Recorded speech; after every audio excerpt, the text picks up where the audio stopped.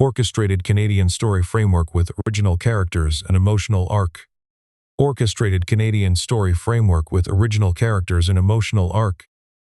The gravel lot smelled of low tide and cut steel, and Sloane Whitaker crossed it in the wrong shoes. She had come up the island highway from Victoria with 2 engineers and a deputy from the regional district, and none of them had thought to warn her about the mud. Her heels sank a half-inch with every step. Ahead of her, a man came down off a crane in coveralls the color of old motor oil, peeling one glove finger by finger, and she decided in about 4 seconds that she had wasted her morning.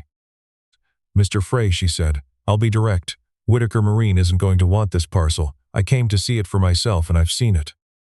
Desmond Frey did not put the glove back on and did not take it the rest of the way off. He stood there holding it, the way a man holds a thing he hasn't decided about yet. Behind him a gull worked the pilings. Past the chain link, the Salish Sea sat gray and flat under a sky that couldn't make up its mind. "You can leave the assessment with the office," he said. "There's no assessment, that's what I'm telling you." She looked at the rust, the half-stripped hull of a fishboat up on stands, the stacks of marine plates sorted by gauge. "Go back to whatever this is. I won't be wasting Mr. Pell's time with it either." She turned, and one heel ground a curl of rust into the gravel, and the deputy from the district hesitated half a beat before following her, because the deputy had grown up on this coast and knew that a salvage yard certified the way this one was certified did not grow on trees.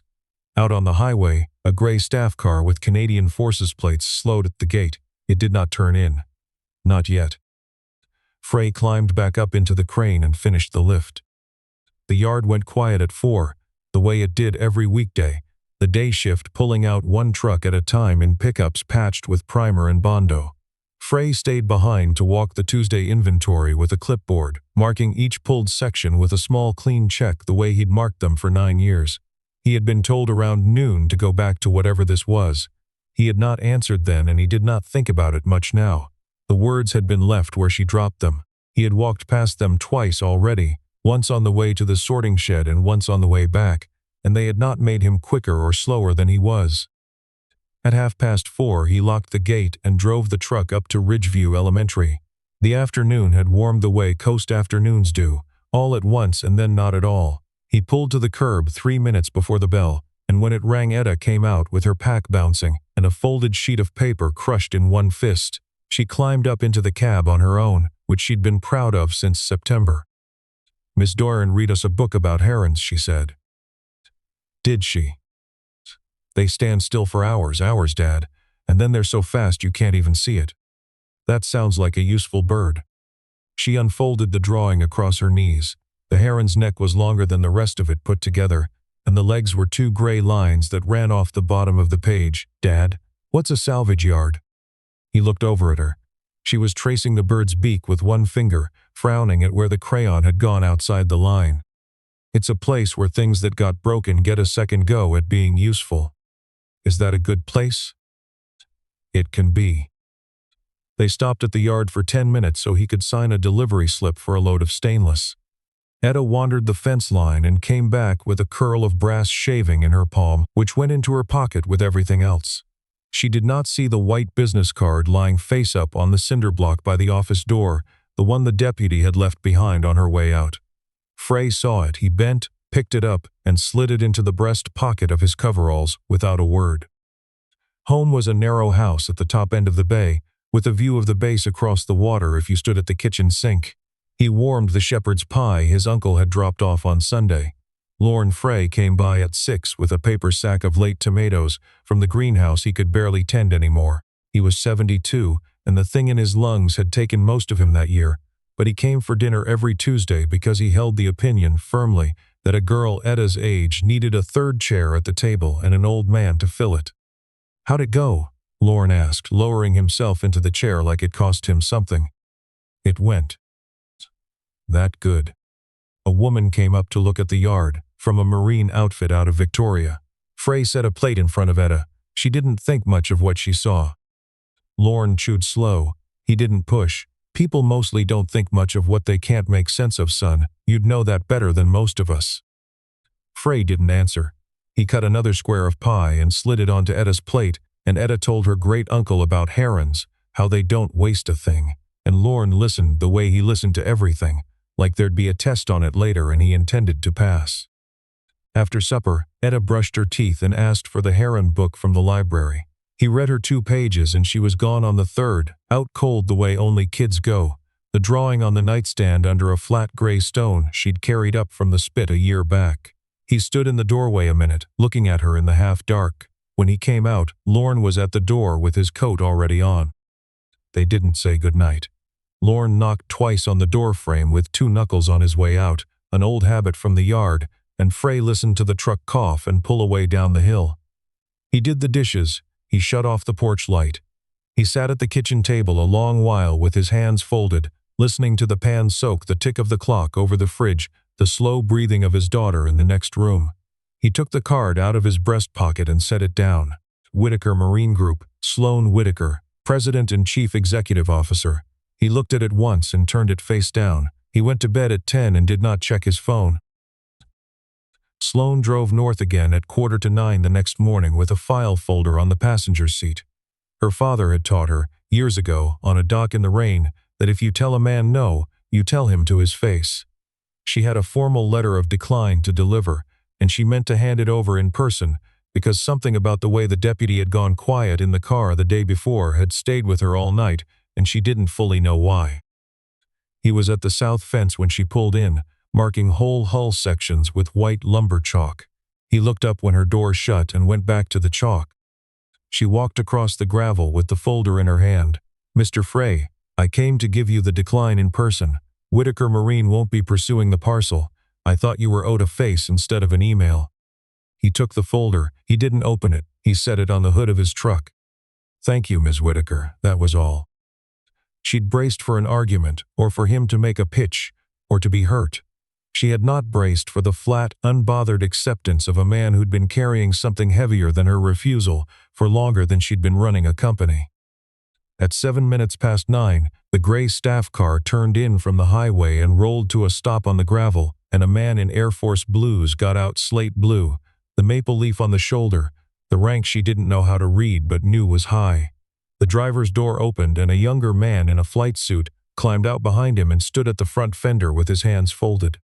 The officer crossed the lot at a measured pace. He passed Sloan without a glance. He stopped 3 steps short of Desmond Frey, came to a stop the way men of that age don't usually bother to anymore, and held himself straight. "Major Frey," he said, "it's been 5 years." The yard didn't go quiet. The crane motor kept running somewhere across the lot. A gull called over the water. The staff car ticked as it cooled. Frey pulled off his work gloves 1 finger at a time, laid them on the chalked hull, and stood the way a man stands when nobody can require anything of him anymore. He did not salute. "General Pratt, I came to ask you to do a job." Pratt said it plainly, loud enough that it carried. "We're standing up the recovery on the Athabascan component off the strait. Sensitive systems, deep work, weather that bites. I need 3 civilian salvage partners with the clearance and the hull experience to do it without a circus. Your yard is one of 3 on the West Coast that qualifies. I'm not going to ask over the phone. I came to ask you here." Frey listened without moving. Then Pratt turned for the first time and looked at Sloan Whitaker. Ms. Whitaker, he'd read the name off her folder or known it before he came. She couldn't tell. Major Frey put a cormorant into a January storm off Cape Scott in 2016 and held it over a foundering longliner long enough to pull 7 people off the rocks. He had the aircraft when nobody with sense would have launched. Your father was one of the 7. She did not say anything. Behind her eyes, her own voice from the day before played itself back. "Go back to whatever this is," and she stood very still on the gravel. Frey turned back to the general. "I appreciate you coming, sir. I'm not coming back." Pratt nodded. He did not argue. He reached into his breast pocket, took out a card, and set it on the hood of the truck beside the folder Sloan had put there minutes before. "Doors open, Major. It stays open." He turned and walked back toward the car. The man in the flight suit was already at the driver's door, but before he opened it he stopped beside Sloan and spoke low, almost into the idle of the engine. "Ma'am, what he carries he doesn't hand around.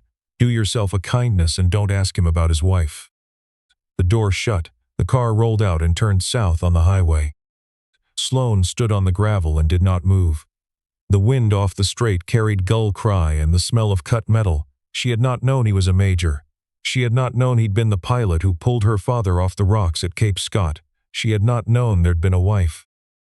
Across the lot, Frey put his gloves back on and went back to the hull. He didn't look at her. He didn't look at the card on the hood. He worked because it was 9 in the morning on a Wednesday in June, and work was the thing in front of him. She called her father from the parking lot of a gas station outside Courtenay because she didn't trust her voice inside a building. "Dad, tell me about Cape Scott." Gordon Whitaker was quiet a moment, and then he started. It had been the 3rd of January 2016. The Bonnie May lost her main off the Cape in a southeaster that should have kept everyone tied up. They were taking water and drifting onto the rocks, and the radio was failing, and the seas were running 4 and 5 meters. The closest aircraft that would fly was a cormorant out of Comox, and the man flying it brought it down into the trough between the waves and held it there, nose into the wind, for the better part of 40 minutes while his Sartex went down on the wire one at a time. There was a fellow on the crew told me afterward it was the finest piece of flying he'd seen in 20 years, Gordon said. 7 of us came home that night. I'm one of them. There'd be no Whitaker Marine if that man had stayed on the ground where it was sensible to stay. His voice changed. Whatever you said to him, you go and unsay it, not in a letter. To his face, with a coffee in your hand and your head screwed on right. She drove into Courtenay and parked outside a little roaster on 5th Street, the one with the green awning where her father had bought beans by the pound every time he came up Island for 30 years, back when the trip meant something. She didn't go to any base, didn't flash any card she didn't have. She just stood at the counter and asked the kid behind it for the dark roast in the navy bag, the one her father always carried home, and paid for a pound of it and a thermos of it ground and brewed, and she drove back up to the yard without calling ahead. It was 3:15. She filled the thermos cap and set it and the bag on the hood of his truck beside the general's card she hadn't moved. My dad said you'd know the brand. Frey looked at the bag a long time. He picked up the thermos, unscrewed the cap, poured into 2 paper cups from the shelf inside the office door and held one out to her. They sat on the cinder block step in front of the office and drank the coffee and didn't talk much. Lorne came up the path on his way to lock the gate, and when he saw Sloane on the step he nodded once, slow, and it was the first time she'd been seen by anybody in that yard. A minute later, the office door bumped open, and Etta came out with a shore crab cupped in both hands, knelt down beside Sloane to show her, the legs working against the girl's palms. "Are you the lady from yesterday?" "Yes." "Daddy didn't say anything mean about you?" Sloane didn't answer that. She wasn't sure what an answer would have meant. Etta carried the crab back to the seam under the step where she'd found it, set it down careful as setting down a teacup, watched it scuttle into the dark between 2 planks, and went back inside. The letter came at midnight, and it wasn't a letter. Sloane had gone home and turned off her phone, and a developer named Royce Calder had left her a voicemail anyway. Friendly, short, the practiced warmth of a man who'd run for council twice and won twice. He wanted Whitaker Marine in the room on something he was calling the Comox Harbor Renewal. He'd send the prospectus. The prospectus landed in her inbox just before midnight, and she opened the PDF at her kitchen island in her housecoat with a glass of water she wasn't drinking, and the glass slid a 1/4 inch in her hand when she found dead center of the site plan, 8 acres marked for rezoning to mixed-use residential. Frey Marine and Aircraft Salvage, the anchor lot, the keystone of a $41 million build. She didn't call anyone. She didn't sleep. By morning she had a list, and at 7:20, she phoned Renee Sauvé, the deputy who'd gone quiet in the car at the yard, now back at her desk at the regional district. "Renee, I need every land transfer in the Comox Valley for the last 3 years, cross-referenced against Calder Coastal and any numbered company that shares a registered agent with it." There was a pause on the line. "Sloane, that's not a counter-request. You were there Tuesday. You saw what I did. I'm trying to take it back. Help me." A longer pause. "One favor, spend it well." The records came by encrypted mail at 4 that afternoon. Sloane laid them out across the kitchen island and worked until past midnight with a yellow highlighter and then a red pen, drawing lines from each numbered company to its registered agent. The agent's office was a strip mall storefront in Nanaimo, wedged between an insurance broker and a nail bar, and the same neat block printing showed up on every incorporation. The agent had filed 300 and some numbered companies in 6 years. By the time the coffee went cold, the shape of the thing was on the paper in front of her. Calder Coastal had assembled 13 waterfront parcels along the harbor through 4 numbered companies, all 4 pointing back to that one agent in Nanaimo. The buying had started a year and a half ago and gone fast in the last 6 months. 12 of the 13 were locked up, the one piece they couldn't close, the piece without which there was no harbor access for any of it, no condos, no marina, no 41 million, was Frey Marine and Aircraft Salvage. She drove up the next morning, no coffee this time. She brought the maps and spread them on the hood of his truck, the way she'd spread the prospectus on her own counter, and Frey stood beside her in his coveralls and looked, and he did not look surprised. He nodded, slow. Calder's been trying to get this yard since the fall of 22, he said. He could never quite say why. Why does he want it this badly? Old story, I told it once, I won't tell it twice. He didn't look up from the map. She didn't push. Etta came around the office with a moon snail shell and held it out to Sloane without a word of explanation, and Sloane took it and put it in her blazer pocket because she didn't know what else to do with it, and Frey watched his daughter hand something to this woman for the 3rd time in 3 days and said nothing at all. That afternoon Cy Tobin came by, the man who'd been in the flight suit at the general's car. He brought a foil pan from his wife Marlene, halibut for Lorne. He set it inside the office, said hello to Etta and got shown the moon snail, and on his way out he caught Frey at the edge of the gravel. "Sir, the thing in my safe, it's still there, whenever you're ready." "Cy, I told you to burn that." "With respect, Major, I didn't, and I'm not going to." Tobin climbed into his truck and pulled out, and Frey stood a moment with his hand on the gatepost watching the dust settle, and he didn't call after him. He didn't need to. That night Sloane took the moon snail shell out of her pocket and set it on the windowsill over her sink and looked at it a long while before she went to bed. She didn't know exactly what she was doing. She only knew she'd started. Out past the glass, a low fog was forming on the water.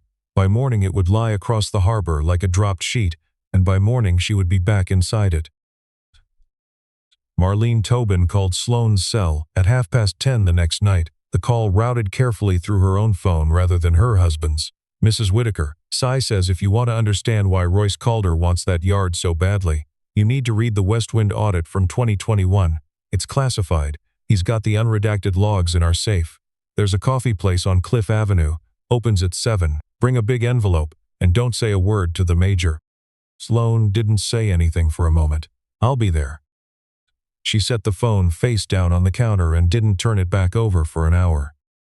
The cafe on Cliff opened at 7 on weekdays, and the bell over the door rang into a half-empty room. Tobin was already at a corner table in a fleece and a ball cap, a coffee in front of him and a craft envelope on the chair beside him. She sat. He slid it across. "Read it here. It doesn't leave the building." Inside were 2 stacks.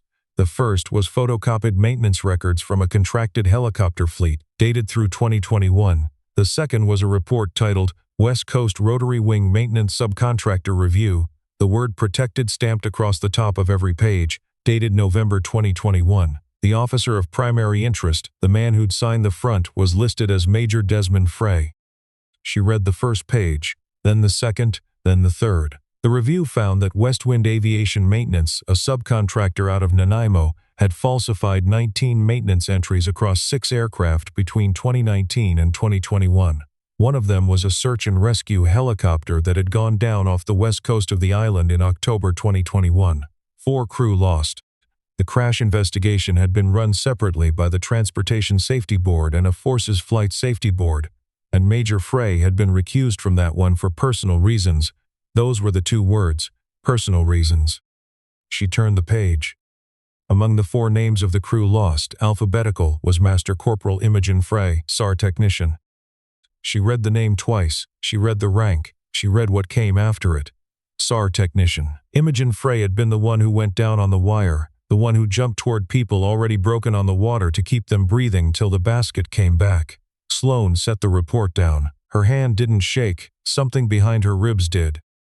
Tobin watched her. "He ran the contractor audit, ma'am. Not the crash. They wouldn't let him near the crash. But he could touch the maintenance company, and he chose what he could touch, and he proved it cold. The report got buttoned up, classified, signed off above him." "Signed off? By whom?" "Pratt. He was the one who held that report down. Tobin looked at his coffee. Westwind got debarred that December. Dale Calder owned Westwind, Royce's younger brother. Dale shot himself the following March. He let that sit. Royce has wanted that yard ever since. He tells himself it's about harbors and tax base and revitalization. It's about putting a parking lot over the man who wrote the report. Sloane closed the envelope. She drove up to the yard with it on the seat beside her. Frey was behind the office checking a generator. She held it out. Cy kept these. He looked at the envelope. He took it. He read the first page. He set it down on the bench without finishing it. I told him to burn it. Why didn't you fight to make it public? He looked at her a long count. Imogen wasn't coming back either way. Etta was 4. She needed a father, not a man living at a board of inquiry. He nodded toward the bench. I did the part I could do and I let the rest go. The next words came out of Sloane before she'd planned them. Came out as a question, because she didn't yet have the standing to make them anything else. There's a public hearing on this parcel in 8 days. When did you find out it was Calder? 51 days ago. You didn't tell me. I told you no the day we met. I'd decided not to fight. He looked at her. I'd decided a lot of things. She didn't raise her voice. She didn't have to. You're going to fight now, and so am I. He looked at her, then at the envelope on the bench, then back at her. He didn't say yes. He didn't say no. He picked the envelope up, carried it into the office, and put it in the bottom drawer of the desk. On her way to the car, she called René Sauvé. René, I need every Calder waterfront filing from the last 3 years in front of me before Friday. We're going to council. The council chamber the night of the 2nd of July was full to the back wall and standing along it. The Comox Valley Record had a reporter in the second row, and the regional broadcaster had set up a camera by the side door. René Sauvé sat at the very back in a navy suit with no notebook in her lap. She hadn't told anyone she'd be there. Desmond Frey wore a gray collared shirt and dark trousers, no uniform, nothing that said what he'd been, and he sat in the second row beside Sloane Whitaker. Royce Calder spoke first. He'd recused himself from the vote in writing 3 weeks earlier, and so spoke now as a private citizen, which everyone understood meant nothing at all. He spoke about industrial blight along a working harbor. He spoke about contaminated soil and rusting hulls and a $41 million chance to bring families and tax base back to a tired waterfront. He did not look at Frey when he said the word blight. Sloane rose when he sat. She gave her name and the name of her company and the fact that Whitaker Marine held an active recovery contract with the Department of National Defense, and then she made 3 points in a clean, even voice. First, Frey Marine held current provincial contaminated sites compliance and a forces salvage clearance for sensitive recovery, and there were 2 yards on the west coast that held both, the other being up in Prince Rupert. The parcel under discussion was not blight. It was a strategic asset, and the country had a list of exactly 3 yards it could call on, and this was one of them. Second, she held up a single sheet. Calder Coastal had assembled 13 contiguous harbor parcels through 4 numbered companies sharing 1 registered agent in Nanaimo. The timing of the purchases, the structure of the companies, and the rezoning now in front of them suggested a conflict of interest involving a sitting councillor who had recused only on paper. Third, she moved to postpone the vote pending an ethics review. A murmur went down the chamber. Royce Calder leaned to his microphone, and his voice was reasonable because he'd practiced reasonable for 20 years. Mrs. Whitaker has come a long way to defend a scrapyard. One has to ask why. There was a beat of silence into which a great deal could have fallen. At the back of the chamber, a man in a civilian jacket stood up. He didn't go to the microphone. He just stood, hands folded in front of him. The reporter in the second row turned, recognized him, and wrote one line. Major General Roland Pratt, Deputy Commander, 1 Canadian Air Division. René Sauvé in the back did not stand. She didn't have to. Royce Calder lost his place. He shuffled the paper in front of him. Then Desmond Frey stood up. He didn't go to the microphone for a few seconds. When he spoke from where he was, both hands on the back of the bench in front of him. My wife went out on the wire in weather that grounded everyone with sense. She didn't die because the sea was unlucky that night. She died because somebody signed a logbook that wasn't true. I wrote the report that proved it. The decision was made to classify that report, and at the time I chose not to fight that decision, because I had a 4-year-old at home who needed me more than the world needed me angry. He let that settle. I'm choosing differently tonight. He looked toward Royce Calder. Mr. Calder, your brother Dale ran a company that cut corners that got 4 crews killed. One of them was mine. I didn't sign that report to settle anything with your family. I signed it because the next crew deserved better than mine got. I don't enjoy standing here. I'm standing because the next crew always deserves better. He paused and looked down at his hands on the bench and looked up. My daughter keeps a heron feather in her coat pocket because her mother told her the sky remembers people. The sky shouldn't have had to remember Imogen. It should have brought her home. The chamber was very quiet. The council voted to postpone the rezoning without a date and to open an ethics review into Calder Coastal and its numbered companies. The ethics review was announced on a Friday. The record ran the diagram of the numbered companies on the front page that Sunday, above the fold, with Sloane's red lines reduced to black for print. By Tuesday, Royce Calder had resigned his seat, citing family. The morning after, the yard was wet with harbor fog. Sloane drove up at 6:30 and parked behind Frey's truck and didn't quite know what she'd come for. She came anyway. He was in the office pouring coffee from an enamel pot into a dented metal mug the color of a tarnished spoon. He poured a second without looking up and held it out. She took it. The mug was warm. The morning was cool. They stood at the office window and didn't talk for a long minute. Outside, Etta came down the gravel with something cupped in her palm. She pushed the door open with her shoulder and walked straight to Sloane and opened her hand. A heron feather, gray, clean as paper off a fresh ream. Daddy says these mean luck, she said. Mama said they mean the sky remembers you. She held it up until Sloane took it. The room held still. Lorne watched from the folding chair in the corner. The oxygen line looped over his ears and he nodded, slow, once. Frey stood at the pot with the enamel mug in his hand and looked at the floor. The set of his shoulders moved one notch, the way it had moved nowhere anyone could see.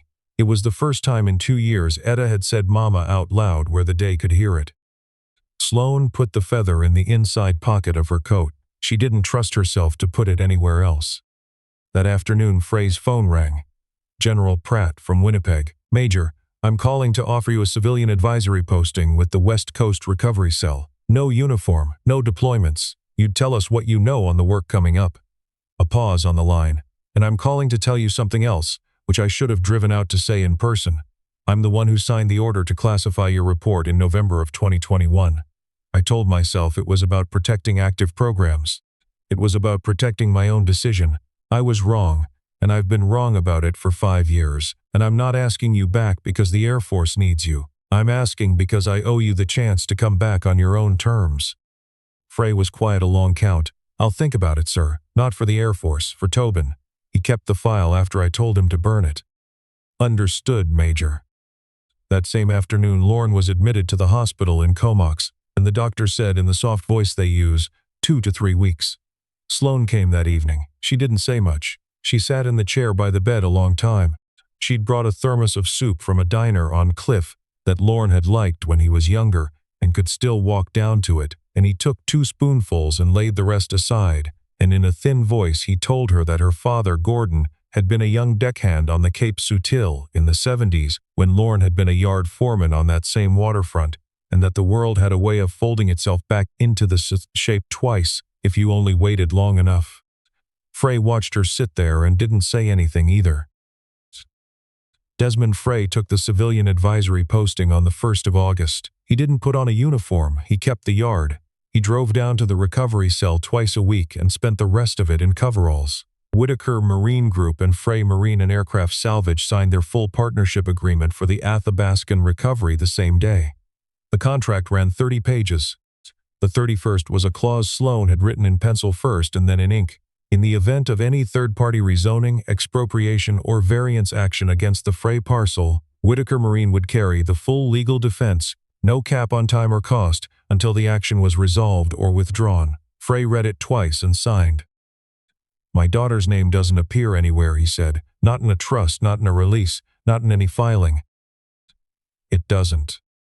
The 32nd page was a writer she'd written and not warned him about. The Imogen Frey Memorial Fund, 4% of net annual profit, in perpetuity, split between an education fund for Etta and yearly bursaries for the children of search and rescue crews on the coast. The trust paperwork carried Imogen's full name in a legal filing for for the first time in 5 years. Frey read the rider. He set the pen down and didn't pick it up for the better part of a minute. Imogen would have signed this herself, he said, and signed and said nothing more. Lorne Frey died at the hospital 12 days later, on a Sunday morning quiet, the kind of dying that has had time to make its peace. The service was at the little church up the Dyke Road, and the church was small and full. The Tobins sat in the third pew with their girl, Kay. Renee Sauvé came in late and stood at the back. Pratt didn't come. He sent a letter Frey read alone on the porch the next morning and didn't show to anyone. Gordon Whittaker drove up the island and stood at the back beside his daughter, and after the burial, in the gravel lot behind the church, he walked over to Frey and put out his hand. They shook a long count. "Major." "Sir." That was the whole of it, and it was enough. Lorne's will was short. It moved the yard, all of it, to Desmond Frey. The office, the cranes, the 8 acres along the harbor, the books in the desk, and the framed photograph on the office wall of Lorne in 1979 standing on the deck of a tug with a pipe wrench in his fist. The Friday after, the Tobins came up for supper. Marlene brought a casserole. Kay brought a deck of cards and a stuffed dog with one ear gone soft. Sloane brought nothing, because she'd been invited, not summoned. Etta fell asleep on the Chesterfield after dessert with the heron feather in one hand and the dog tucked under her chin. Tobin carried his own daughter out to the truck and kissed the top of her head. Marlene hugged Sloane at the door 2 seconds longer than a stranger would. Sloane stayed to do the dishes. Frey dried. They didn't talk much. The tap ran and the old fluorescent over the sink hummed the way they do. She washed a plate, he dried it and set it in the rack. She washed another, he dried it, and they moved through the stack in a rhythm neither of them had practiced and neither had to think about. When the last plate was done, she took the heron feather out of her coat. Etta had pressed it on her again at the door and set it on the windowsill over the sink. It dried in the steam. It wasn't a declaration, it was a kitchen. 6 weeks on, in the second week of September, the wind off the strait had begun to carry salt all the way up the hill to the inland streets, and the maples along the Dyke Road had started to rust at the tips, and the 4 o'clock light had gone the long, slow gold of a coast about to turn.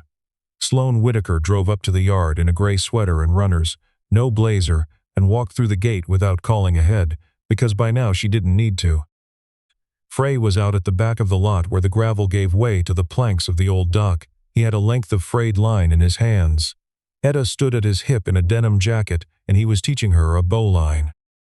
The rabbit comes up out of the hole, around the tree, back down the hole. She tied it wrong the first time. He showed her again. She tied it right the second, held it up with both hands, and her face was as proud as any face he'd seen on a kid. He took the rope, undid it, handed it back. She tied it a third time, faster, surer, each loop a little tighter than the last. He looked up then and saw Sloane at the edge of the planking. He didn't say anything. He held out his hand. She walked over. The three of them went out to the end of the dock. Low tide, late afternoon, the strait going gold and quiet. Etta ran ahead to the exposed mud to look for shells. Out across the channel, a great blue heron stood in the shallows, dead still the way they do for hours, and then was suddenly, impossibly fast, and came up with something silver and gone. Frey stood beside Sloane and didn't turn to look at her. He looked out at the water. "You told me to go back to whatever this was," he said. "I did. And you came with me." He let the quiet sit. It was the kind of quiet with room in it. After a while he reached over and touched the back of her hand with the back of his. Just that, the lightest contact, the smallest yes. Down at the mud line, Etta held up a clam shell as long as her forearm and shouted something neither of them caught, and the heron lifted off the shallows on slow gray wings and crossed the channel low to the water the way they always cross, and for the first time since the sky took Imogen, the quiet on that dock was not an empty thing. It was only quiet, and the tide came up under the planks the way the tide does when it is in no hurry at all, and the three of them stood at the end of the dock and watched the bird go. What stays with me about Desmond Frey isn't the moment the general said his rank out loud on that gravel lot. It's all the years before it, the ones nobody clapped for. The man got up every morning, drove the crane, walked the Tuesday inventory, picked his girl up 3 minutes before the bell. He carried a grief most of us couldn't lift, and he carried it without making anyone else hold one corner of it. I think that's where the real story lives, in the quiet stretch where no admiral shows up and no reporter writes your name down. I've come to believe nothing in that yard happened by luck. Sloane Whitaker told him to go back to his scrap heap, and that was a choice, and it cost her. Then she went home and did the harder thing, which was to look at what she'd done and pull the thread until it led her somewhere she didn't want to go.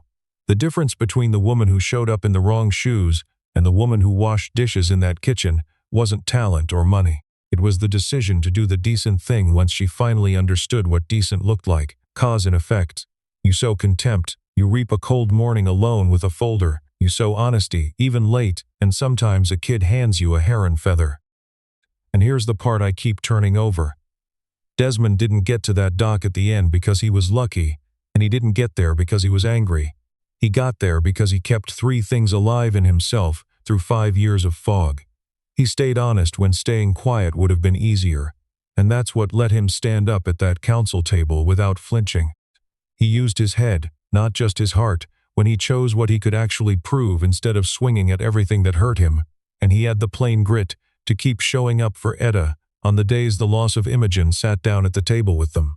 Those three things together, the will to do right, the sense to do it wisely, and the toughness to keep going, that's not a gift you're born with.